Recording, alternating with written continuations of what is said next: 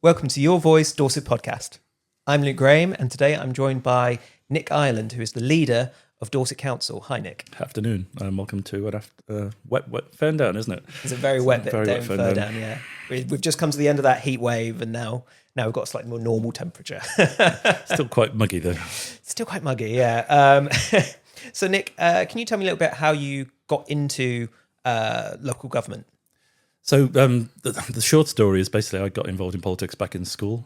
So I was doing my O-level back in year 11 in modern money, and there was a thing called the Limehouse Declaration, which was 4 Labour MPs left the party: Shirley Williams, Roy Jenkins, David Owens, I think, yeah, and Barrett. I can't think of the other one. Richard Barrett. Yeah, he said it just now. Something Rogers, Bill Rogers, and they basically were basically annoyed with the Labour Party. The Labour Party was in opposition then. It was Thatcher era, Liverpool, where I'm from, and we did basically a school project on it as part of my O-level, and it sort of got me into politics. It got me interested in the deprivation and how you can make a difference. And I sort of took abeyance when I, after university, raised a family, and then we moved to Dorset, got involved in local politics through the parish council in Elsminton, where I live, and then got elected to the county council in 2017.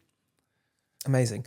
And in 2024, your party, the Liberal Democrat Party, became the majority in Dorset Council, and you became... We did, obviously. So I was a county councillor in 2017 for 2 years. Dorset went unitary at the same time as BCP as well, of course. So I became leader of the opposition then. We had 28, I think, members out of 82, and then in 24 we had elections again after 5 years, and we got 42. So we have a majority, and we've just maintained that majority. We had a by-election last week, and we won it in Bridport. So we still have a majority. Incredible. So it's been 2 years. You've had control of the council for 2 years. Tell me about what you've been up to in the last years, and what are some of the future plans for Dorset Council?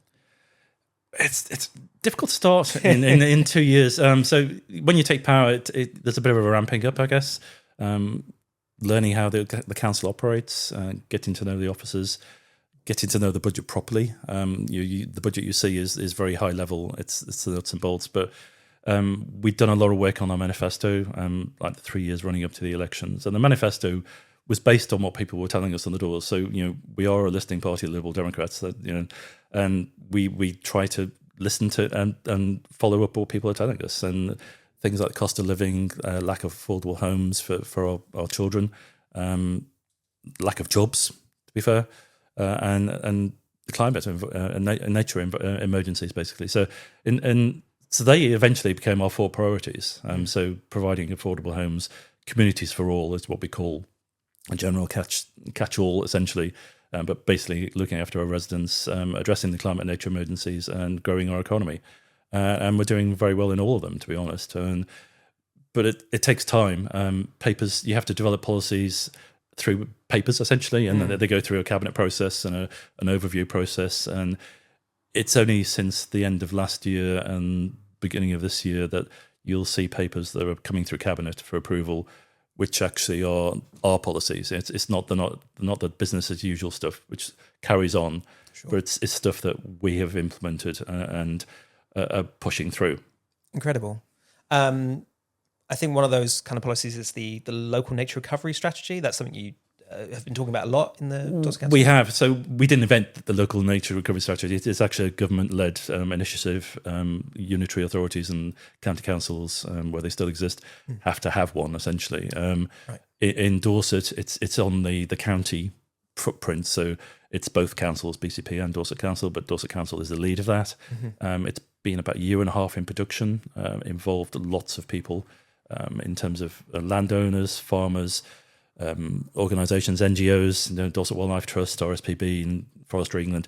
Literally anybody you can think of who's potentially got an interest in nature and our environment. They were consulted. They fed through to the final document that was approved by both Dorset Council and BCP councils, and also by DEFRA, so government. And now we're in the process of delivering it. So actually looking at what we can do to improve nature. So people really appreciate nature. Regardless of your party politics, national polling shows that people care about the nature and the environment you live in. And we can address that and we can help make Dorset a better place. UK is one of the most nature depleted countries in northern hemisphere. People don't realise that. They look outside and they see trees and they see the sea, but actually a lot of it has been lost, and we need to improve it. And like a prime example, recently we bought, we helped contribute towards buying a part of heathland. We put £200,000 toward it, which is quite small in terms of our budget, as Dorset Council. But by doing that, we enabled it to be purchased, and Dorset Wildlife Trust are going to be running it. And it just filled in that bit of the heathland that wasn't being managed. Stewardship is important, and managing it for the enjoyment of our residents, but also protecting what's there. So Dorset has a huge amount of heathland and protected areas, which is also a problem for us in terms of housing, because you can't build on SSIs and heathland, and nor should you. But providing quality, affordable homes which are cheap to heat, healthy to live in is a priority for us. It's quite difficult to achieve, I'm afraid, because builders aren't building houses at the moment. But yeah, I've probably preempted one of your questions, haven't I? You need to learn to interrupt me, otherwise I'll carry on. It's always good forever. to hear. I mean, yeah, that's an important point, isn't it? Trying to balance priorities, like balancing housing versus looking after nature. What are some of your? You kind of touched on what your 4 priorities are. What are some of the things you're working on? What are you personally most trying to? So I am the leader. But I also, my portfolio is climate and nature mostly. I'm also responsible for performance and safeguarding, but they're almost a given. So in terms of me, it's the climate and nature, and it's about reducing our carbon emissions. But people mention net zero. Net zero is got some bad connotations with it these days, but actually it's about making the lives of our residents better. Climate change is real. There's lots of things called the People's Emergency Briefing you may have heard about. So there was a national emergency briefing, as it was phrased, last November, and basically out of that there's been a film produced, and so that's being shown around the country and actually abroad as well. And it's worth watching if you get a chance. There's a screening in Dorchester tomorrow night. I think it's tomorrow night. No, what day are we today? No, it's on Thursday night. And there's a screening in Swanage on Friday night, and there's many others. There's one in Wimborne later this month. So I'm attending those to basically spread the message. But it's about reducing carbon. But by reducing carbon, you actually improve the environment. You improve your own environment. If cost of living crisis isn't going to go away with all the war in Ukraine. Gas prices went up, hit our energy costs. Trump Stiltskins adventures in the Middle East at the moment. They're causing, you can see this, go past the petrol station and you see the cost of fuel going up. That hits us all in the pocket. And if your house costs half as much as it does now to heat, you're better off. And it's probably a healthy house as well. So it's encouraging through schemes like HomeWise. We've been running Solar Together, basically enabling people to actually make their habitats better. Absolutely. I think it's such an important brief you've got, the portfolio on the climate change and the impact it's having. I mean, the last 6 months to a year in Dorset, at the start of the year, we had incredible flooding across the area. 6 months earlier, we had all these terrible heathland fires. Yep. We've just experienced a major heat wave in It's the hottest May on record, I believe. So, exactly. The weather over the winter was challenging for us. Our officers did very well in terms of stepping up. We fixed twice as many potholes in December through to the end of February as we normally do, and the potholes happen because of weather. That's why. You get cold periods, the water gets into a crack, it damages the road surface, and then you get a pothole. And it's one of the reasons why. But in February, we sort of changed our budget almost on the very last day to basically fund an extra £5 million, not only just for potholes, but also to look at those places which flood. So 1 in 100 flooding is not a thing anymore. It's 1 in 10, 1 in 5, 1 in 2. There are, unfortunately, places that will find that they flood on a regular basis. And in some cases, you can mitigate against that by putting flood protection in. In some cases, you just can't. We'll have to learn to deal with that. So we are driving a climate adaptation program.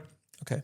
So last year, we had a citizens panel, which was, I won't go into the details, but basically 22 people, I think, in the end, were recruited and paid a small amount of money to turn up for 4 sessions. And those sessions were moderated in terms of people like Wessex Water and other interested parties would come along and explain how climate is changing in terms of the weather, in terms of flooding, in terms of heat. And they came out with a set of priorities, which we're taking forward through council and through consultation with members and other organisations to produce a climate adaptation policy to basically look ahead of what we need to do. So heating is a huge problem. It's going to be a thing that air conditioning becomes the norm in houses. Just look at the temperatures we've had recently, and it's a norm in other countries, and it will be the same for us. Having said that, if some of the things that happen, which the climate emergency briefing has said may happen, which things like the Gulf Stream, for example, which is called there's a technical name for it, but let's call it the Gulf Stream. Sure. That has a huge influence on our climate. That means we don't have very cold winters because the sea is warmer around us, because the hot water is coming up essentially across the Atlantic, and it means our summers are generally mild. That is changing. If that switches off, and it could do, and the odds are that it probably will now, if you look at the evidence, the upshot of that is that our summers will be really, really hot. So the heat wave we've had just now, you'll be looking at 40 degrees instead of 30 degrees, and possibly higher. And you'll also have winters, which are extremely cold. So like London, -10 for 2 or 3 months of the year, that sort of thing. Wow. So that will impact everybody. And that's why people need to take it seriously. We on our own in Dorset can't stop climate change, and some of the stuff that's going on we can't stop. We just need to mitigate against it, and that means protecting our people and our properties. Talk about that in a little bit more detail. So what steps are you taking? What is the Dorset Council doing practically to try and help people mitigate against these impacts? So in terms of properties, we're basically encouraging people, or signposting people, or providing schemes for them to make the houses cheaper to run. The government are helping in some ways, so they've changed the permitted development, so you can have 2 heat pumps, for example, now. So air conditioners are heat pumps, nice. so they can actually heat as well to cool. And you could argue that you could heat your house rather if you move away from the sort of paradigm. I'm looking here. There's a radiator, or what they call an emitter these days, because they don't radiate. You can heat your house through air. It's common in America, for starters. So you have your air conditioner on the wall can actually heat your home as well as cool it. And of course, if you've got solar panels and batteries which are soaking up the sun and it's really hot outside, they are actually powering the air conditioning. Yeah. You're not actually drawing from the grid. It's as green as you can get, really. So we're encouraging people to do that through a scheme called HomeWise, Solar Together, which was it's like a group buy-in scheme. HomeWise is a scheme that hasn't finished yet. It's been nominated for an award, which I think is due on the 1st of July off the top of my head. So we'll find out if we win. The team did a really good job. If you haven't seen it, go and look at the Dorset Council website. They did some 30-second videos, which are excellent, using cartoon characters. But then we're also looking in terms of flood prevention, in terms of rivers flooding. We had a huge amount of flooding over the winter. That was it was river flooding, it was groundwater flooding, it was rain. There were instances that houses were flooding because the groundwater just the water level had come to the surface and were coming through people's floors, and for the first time ever in some cases. So it's difficult to stop that, but we're doing lots of work through things like farming and protected landscape, trying to create flood zones. So essentially, one of the reasons why they're introducing beavers in Dorset again. So there's beavers in Studland, and there's some going to be released again through, I don't know who does that. It's Natural England, I think, might do it, or Heritage. And one of the NGOs have got a license. But what beavers do is they dam streams. Okay. And what that does is stops flooding further downstream, because it slows the water down and allows the water to flood fields, rather than that water running into Bridport, for example, and then flooding the streets there. So there's lots of things you can do. Great. Yeah, it's clearly lots needs to be done there, and it's good the Dorset Council is trying to. But that's only one of our priorities, and we're working very hard on the other 3. So communities for all encourage it's from birth to death essentially, but making the lives of our residents better. Well, on that point, in October, Dorset Council became the 100th local authority registered as a age-friendly community. Yeah. Can you talk a bit about what it means being an age-friendly community, and anything that people could do to help Dorset Council? There's several questions there. So age-friendly is essentially is what it says on the tin. It's making Dorset a better place to live as you grow older. And so, we all will grow old and we'll all die, but we want to make that process, as best as possible, and make you as active and productive to your community as long as you can be. And that means through support. It's also about changing things. It's simple things sometimes in terms of making a business age friendly. Sometimes it's providing chairs that older people can sit on while they're queuing. For example, that's just one very simple example, but it's more than that. It's about being everything you can be in terms of your policies. It's not just your own policies. It's also encouraging other people to look after older people and encourage them to take more part in society for as long as they can. So we've created age-friendly ambassadors. I think there's 60 or so of them who are, what it says in the tin, ambassadors who are promoting ways to do things better in towns and parishes. I think there's an age-friendly day coming up soon. I think that's in Bridport in Weymouth. And off the top of my head, I don't know if you can in the podcast put in notes on the YouTube. But I think we can try. We can. I think it's on the 10th of June, and I think it's being held in Weymouth and in Bridport in association with. I can't remember the organisations. I think one of them is. I think in Weymouth it's to do with say veterans organisation. I can't remember exactly. And there's another organisation in Bridport. But we're doing things as well, of course, on the other end of the spectrum in terms of children's, in terms of our family hubs. We're rolling out, so Dorset Council is we're outstanding for Ofsted, which is a lot of hard work, but it's work that pays off. It's the sooner you start looking after people, the better the life is. You want to keep to the best you can be, and we are there as Dorset Council to support you. Keep on that straight line, for the want of a better word. So when things happen out of your control, we're there to help you. So we are, I think, going to be. I don't know the official result yet, but we had a CQC inspection for adults, which is similar to the Ofsted. We think we're going to get good. It's very, very difficult to get the very top level grade. I think there's only 2 or 3 councils in the country. That's going to be announced soon. I think it was going to be announced, then there was elections recently, so it's due soon. But those sort of things spread across the whole of the council. So Communities for All is it's across health, it's across adults, it's across children, it's across housing, it's across the assets we own and what we do with them. So it touches pretty much every part of the council. And we do it very well. Yeah, and it's clear that the council is doing a lot and has so many responsibilities. What's kind of the sort of biggest challenges of local government of trying to do the things that the council wants to do? Money. That's the simple answer.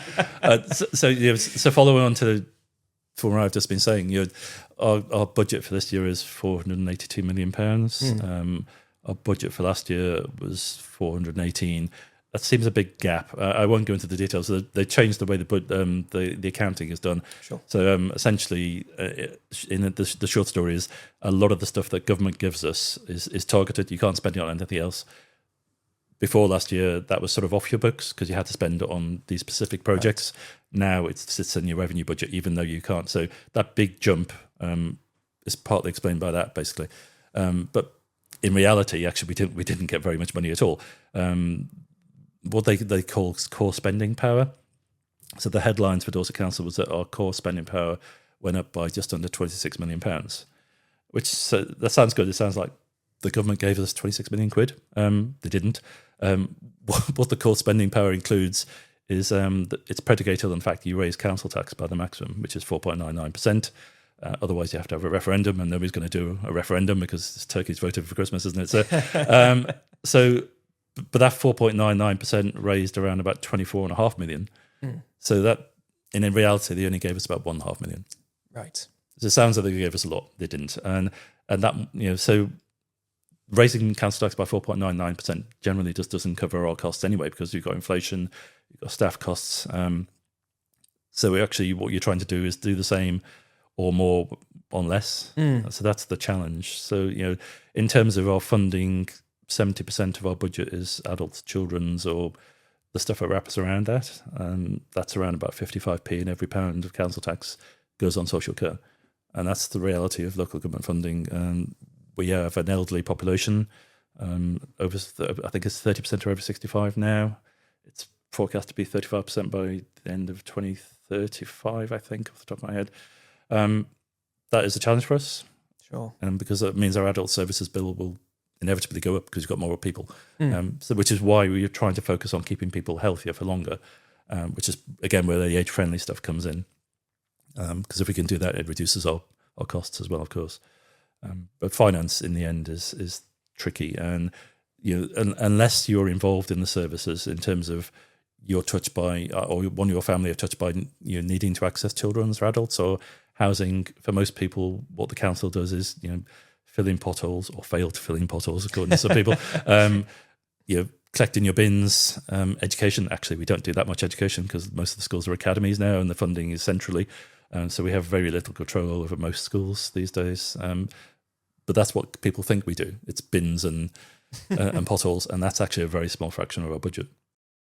Hi, welcome to Meridian. We are the only combined air conditioning, ventilation and RACHP training centre in the south of England. We also have our own carpentry and build team alongside with a showroom available to our customers. Our air conditioning team specialise in the installation, maintenance and servicing of air conditioning systems for both domestic and commercial properties. Our main focus is to provide excellent customer service and reliable systems for your needs. Most of all, we are listening to our customers and tailoring the service we provide on an individual project basis.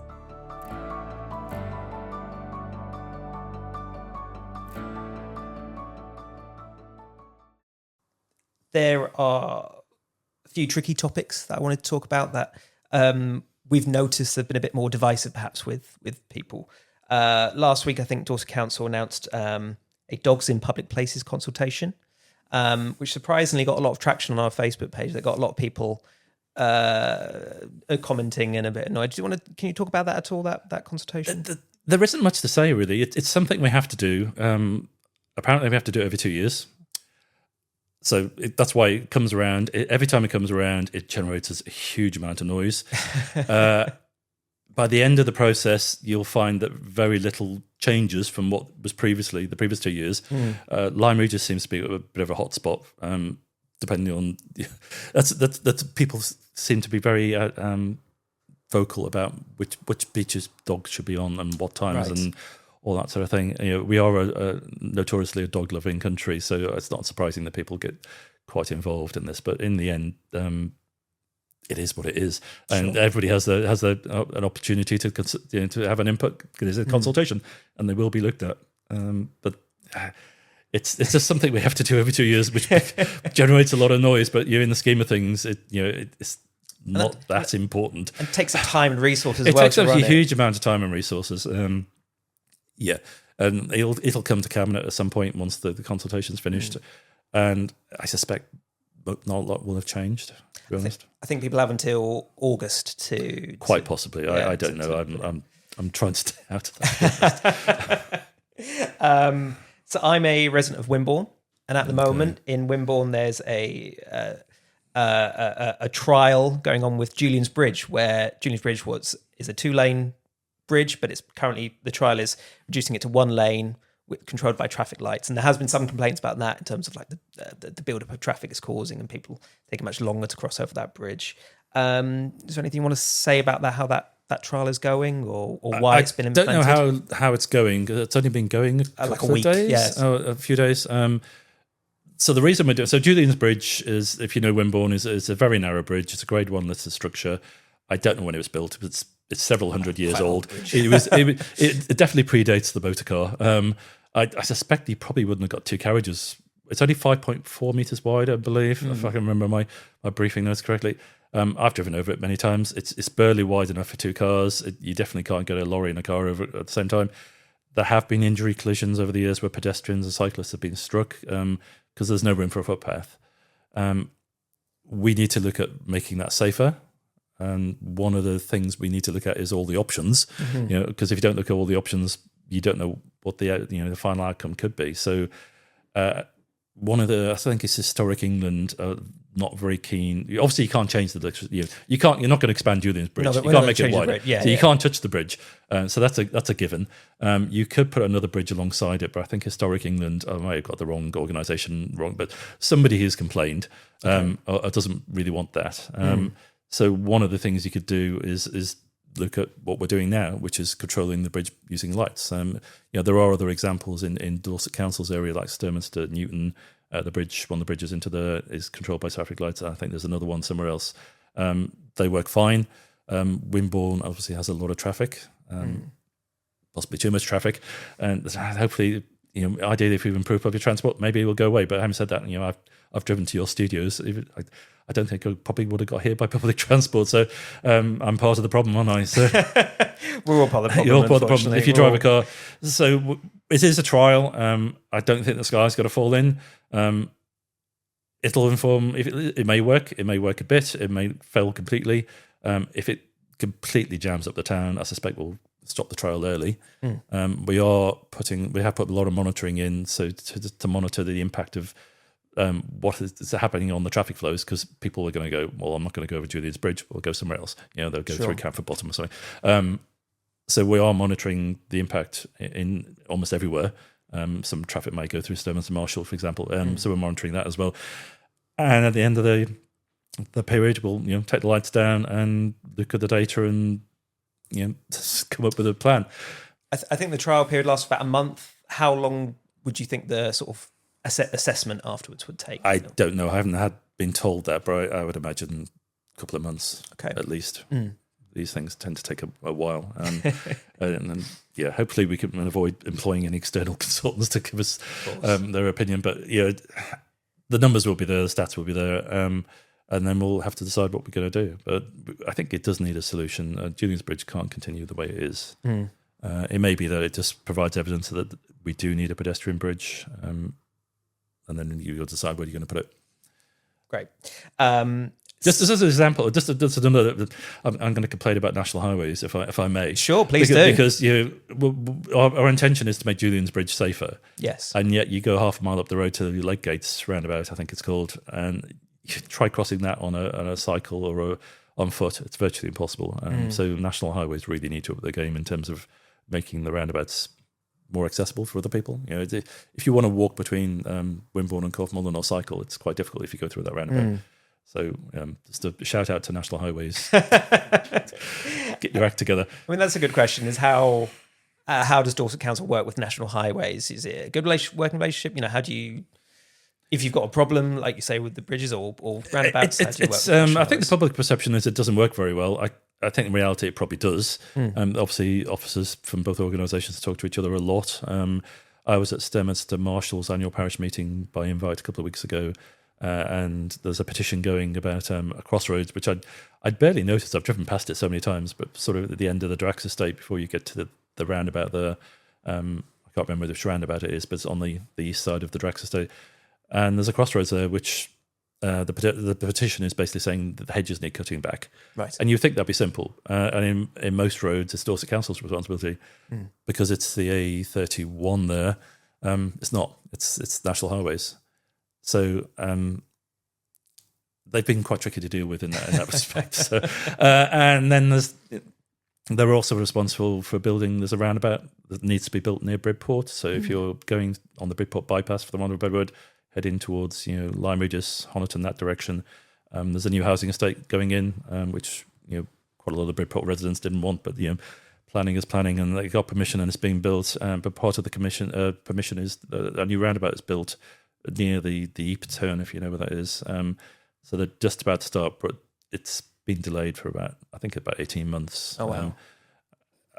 Who was responsible for the delay? It wasn't Dorset Council, I can say that, and I won't say any more. But it's finally happening, and it's going to cause traffic chaos over the next few months. But that's National Highways as well. So people don't understand. It's the same as the NHS and doctors and who runs what. Where does adult social care start and NHS start, finish, and that sort of thing, and who's responsible? In the end, most people don't care. They want to be looked after, or they want the roads need to be good, and they don't care who's responsible for it. But in reality, multiple agencies are. Yeah, so it must be very difficult to navigate. Slightly related again, staying within the traffic topic. In January, Dorset Council announced 10 new 20 mile per hour limits in 10 Dorset towns and villages. There's obviously a lot of debate around 20 miles per hour zones. Like pro-safety campaigners have written to us a lot at Dorset Council about how important these are. We also get complaints from motorists about how disruptive 20 mile per hour zones can be. Where do you kind of stand on this? I'm utterly for them. The evidence shows, especially in Wales and other places where they've been implemented, less people have died. In the end, our roads shouldn't be somewhere where people die.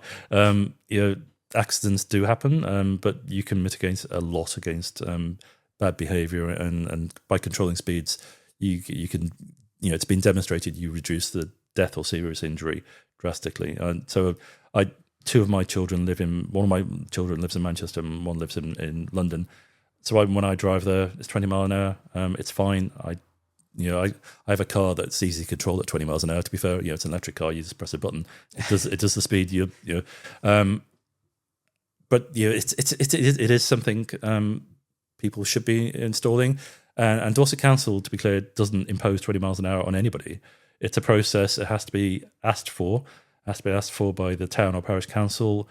It usually has to have the support of the local member, and I think in every case it has anyway. And then it also has to go through a process including consultation with police and various other people, and whether it's applicable. And in where we put them in, the conclusion was that it is. They are working very well.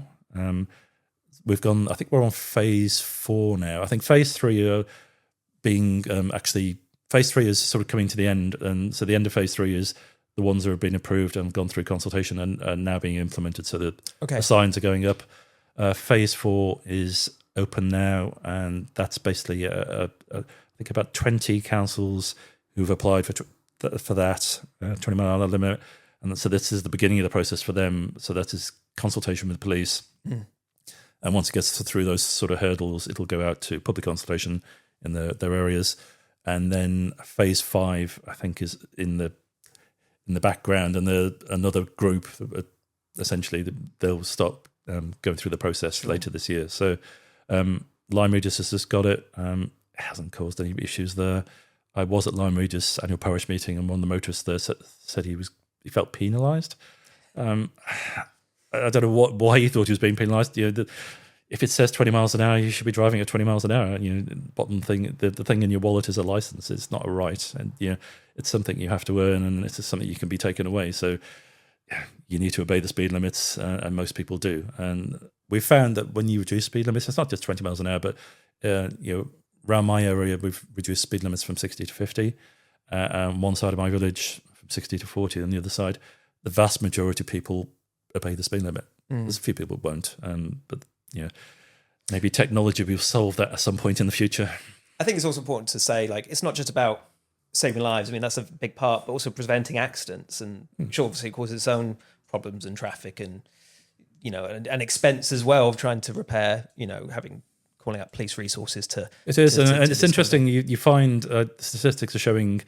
I know there's been a lot of disruption over the last probably 2 decades. They've been installing smart motorways, and there's been a lot of issues with accidents on them in terms of people breaking down and they're being hit, but then people were getting hit on hard shoulders as well. But from my personal experience, and I think from the stats, it's safer when they control the traffic flow, because if everybody's traveling at 50 and they just travel at 50, and you've got cameras every half a mile or less, the temptation to speed up and slow down goes away, and in general people just stick to that speed limit, and modern cars can do it almost for you. If you're lucky to have a Tesla or something like that. Slightly different topic. Something else that Dorset Council worked on very hard in the last year was on the Wessex Partnership. This plan to join with other surrounding councils and form the Wessex Partnership. Do you want to talk a bit more about that? And it's been more than 2 years. 1 year. You said 1 year. It's been, well, from my perspective, 2 years. But it has essentially been going on longer than that. So devolution is not new. The existing strategic authorities are mostly mayoral ones, mostly in the north of England. Some of them have been around for quite a long time. Greater Manchester came out of a previous structure. That's probably the most famous one at the moment. especially with the by-election going on. Andy Burnham. I actually met Andy Burnham in person last Friday night in a restaurant in Manchester. But he's a nice guy, actually. But devolution is something that, from our point of view, the previous administration of Dorset Council was involved in conversations with some of our neighbouring councils, and then it was sort of put on the back burner for a while. And then when we came into power, not long after that, we had the general election, and it was in Labour's manifesto to basically, in their words, fill in the map in England. It's because it's only England. Obviously, the other countries are devolved. And the nearest strategic authority to us is the West of England one, which is Bath, Bristol, North Somerset, North East Somerset, and South Gloucestershire, I think. Nothing down in the south or southwest. And so the government, Angela Rayner, sent a letter out saying, are you interested? Or basically saying you have to be interested, to be fair. So we revised the previous conversations that Spencer Flower, my predecessor, had with the neighbouring councils. Very quickly, North Somerset ruled themselves out. They wanted to join Wecker, and I think they've just have. So we ended up with us, BCP, us as Dorset Council, BCP, Wiltshire and Somerset, and working together. We put a proposal together. So December, the year before last, so December 24, we put a proposal to government asking to be one of the 6 priority devolution areas.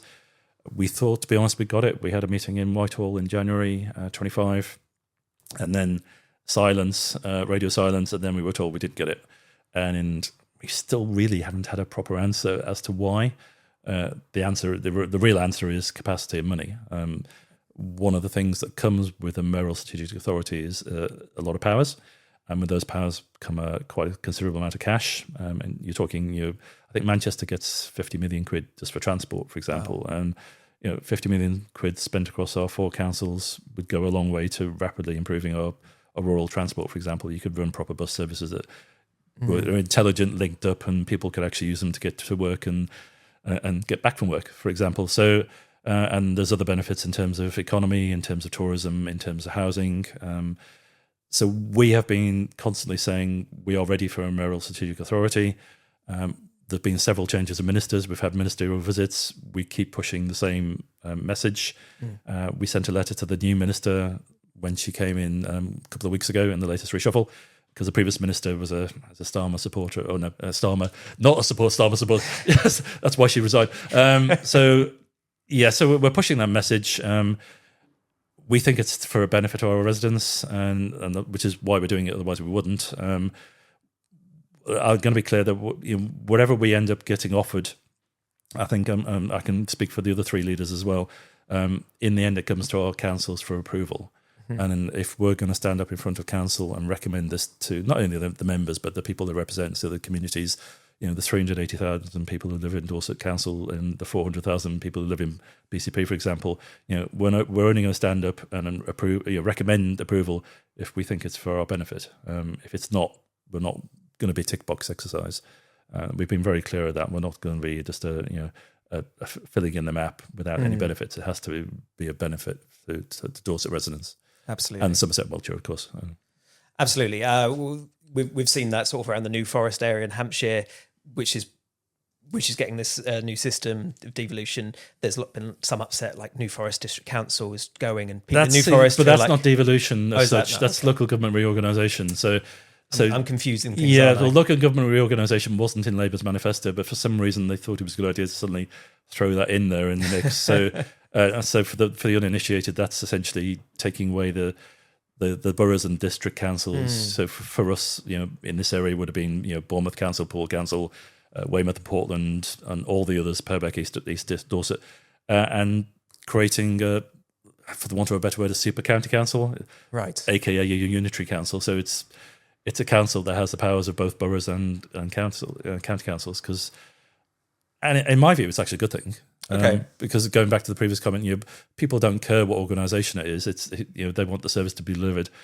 As a previous county councillor, I find it as a unitary, it's a lot easier to work because you have, for example, planning sits now in Dorset Council, whereas before you'd have had to talk to, for my example, West Dorset District Council, but I had no powers there. You'd have to, nothing was joined up properly. No. So it does allow lots of joining up. I don't think it saves that much money, to be honest, because you still need to do the same things. You still got the same people needed.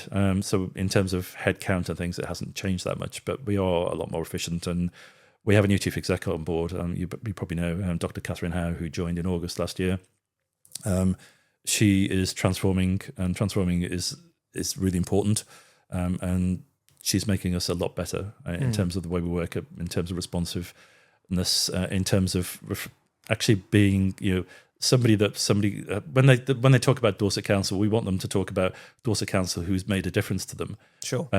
And not use the words "the council." It's one of my pet phrases. If somebody says it's the council, it's never in a good way. It's always you failed, in my experience. And so, my message to when we have new employees joining Dorset Council is, be part of a team, you are one team. So when you look at Dorset Council's badge, we all wear, it just says Dorset Council. It doesn't say children's, it doesn't say adults, it doesn't say housing. We are one team, and we should be acting as that and being coherent and looking after our residents, because in the end, councils wouldn't exist if residents didn't exist. That's what we're here for, to provide services. Is there anything you'd like to say to the people of Dorset, like a final sort of message, or something really important to you that you want them to take away from listening to this podcast? In terms of what we're doing as the Liberal Democratic Administration, we are beginning to show the results now of the previous 2 years. Things do take time. A lot of the stuff we're putting in place, especially in the economic side, in terms of our... so we've got the Dorset Innovation Park, which is the old nuclear site. That was the only enterprise zone in England that was losing money. It's very difficult to lose money on an enterprise zone because you get to retain all the business rates for starters. Right. We've turned that around. It'll be breaking even next year. The way we've done that is we've created a new company, like a arm's length company, to run it for us, staffed by some really clever people who know what they're doing. And then you look at places like the amount of money we're spending in Swanage, for example.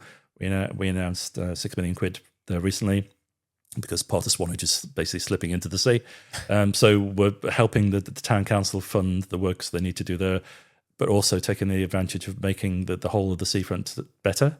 It's also a once-in-a-generation opportunity to make it nicer. By nicer, it means it's more accessible, it's more people-friendly, it's more cycle-friendly. To be honest, it's less car-friendly, but that's what we're spending our money on. But then we're also spending a huge amount of money on harbour walls in West Bay. The Cobb in Lyme Regis, we've just announced another WODG. I think that was £5 million as well, in terms of restoring that, because we are a harbour authority and we have to fund these things. We're working on the harbour walls in Weymouth. We're investing a huge amount in Weymouth. It's the biggest population centre for Dorset Council. We own a lot of the land there, and it's fair to say not a lot has happened in the last 20 years in terms of building new things, things that make a difference. So we will be building on North Quay site. We will be building on the Pavilion site. There's a lot of land there we can use to generate economic jobs and make life for our residents better. And then you've got Portland Port. They're not my favourite people to talk to because of the incinerator. And I won't go into the incinerator, but in terms of clean energy, we've got a huge opportunity. We've created a thing called the Dorset Green Energy Supercluster, which is promoting across the country at events, and it's generating a huge amount of traction. I've had people come up to me in events. I've been in Exeter, for example, at a completely different event, unrelated to power, and somebody will come up to me and goes, "We've heard really good things are happening in Dorset, and in terms of wind power, and in terms of facilitating offshore wind, in terms of there's a big Celtic Sea offshore wind project which is likely to happen off the North Devon coast. We are key to that. It seems a long way away, but Portland Port ticks all the boxes. I won't bore the viewers with the details, but it's a huge opportunity. And so, but some of those things will take time to happen. So we have elections in 2029. Who's going to be in power in 2029? No idea. But the things we're putting in place will actually make a difference for the next 10 years, at least, possibly 15. So it doesn't matter if we don't win in 29. It does for me. But in terms of what we're doing for the residents of Dorset, we're putting those things in place and to make their lives better. That's great. My last question then for this podcast, and it's something we ask all our guests, is what does Dorset mean to you? Dorset means... So I moved to Dorset from London back in 2001, sorry. So I've been here for 25 years. I moved basically for my children. I scuba dive, so that was a attraction. So I already knew the area, but it was basically making the lives for my children better, bringing them up better. So my eldest was 10, and then 5 and 3, I think, at the ages. And so we, by moving to Dorset, and before we were able to afford to, and I could work from home as well, which helped a lot. And my wife worked in the NHS, so she could get a job quite easily down here. It was about making their lives better. None of them live in Dorset anymore, but they've had a childhood that they remember, and it gave them a great education. So Dorset is a great place to live. If you're born here, you'll know that. If you've moved here, you'll know that, because why would you move to somewhere you didn't like? But we are a lot more than just a tourist destination. We're a lot more than Durdle Door and Chesil Beach and Chesil Cove and all those things that you see on the papers. And if you watch the bank holiday papers, there are lots of pictures of Dorset. Yeah, especially in the Guardian, which is where I read. But we are more than that. We do have some really successful businesses here. We don't have any huge employers in terms of big car factories and things like that, but we've got lots of SMEs. Ferndown is a prime example in terms of the industrial estate here of companies doing some really bleeding edge type stuff. High tech, well paid jobs. Apprenticeships are really, really important to us. Creating a Dorset where our children can grow up safely, be educated well, and actually stay here or come back here. So many of our children go to university and they don't come back because there's no jobs here and they can't afford houses. So we're trying to change that. We're trying to make Dorset somewhere where you can stay and you can be have a good life and you can earn a decent wage, and you can do that. And we're improving that, and that's our goal, is to make it a healthier and more prosperous place to live. Thank you very much, Nick, and thank you very much for listening. Goodbye.